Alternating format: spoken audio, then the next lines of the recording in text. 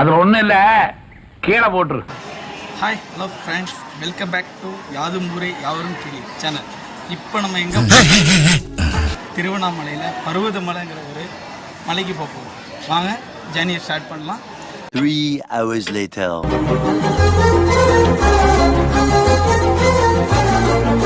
எல்லாருமே திருவண்ணாமலைக்கு வந்திருக்கோம். இப்போ நாங்கள் நெக்ஸ்ட் போகிறது பர்வதமலை போகிறதுக்கு அடுத்து என்ன பண்ண போகிறோம்னா நேராக பஸ் ஸ்டாண்ட் போகிறோம். பஸ் ஸ்டாண்ட் வந்து பேலன்ஸ் வீடியோவில் பார்க்கலாம். 1 hour later. Hi hello friends, இப்போ யாதும் ஊரே யாவரும் கேளு சேனலில் இப்போ நம்ம எங்கே இருக்கோம்னா பர்வதமலைக்கு வந்துருக்கோம். அவனை சொல்லி நிறுத்துங்களேன்டா, அவன் நிறுத்துற அந்த மூசுக்கு மட்டும் வந்துட்டே இருக்கான் போடுறா. இந்த இடத்துக்கு வந்தவங்க எப்படி வந்தோன்னு நான் சொல்கிறேன். ஃபஸ்ட்டு எடுத்தோன்னே பஸ் ஸ்டாண்ட்லேருந்து அங்கேருந்து இங்கே வரத்துக்கு 15 ரூபா ஆச்சு. அங்கேருந்து ஒரு இடத்துல இறங்கி அது என்ன கேட்டு இப்போ நான் என்ன உங்கள்கிட்ட சொல்றது,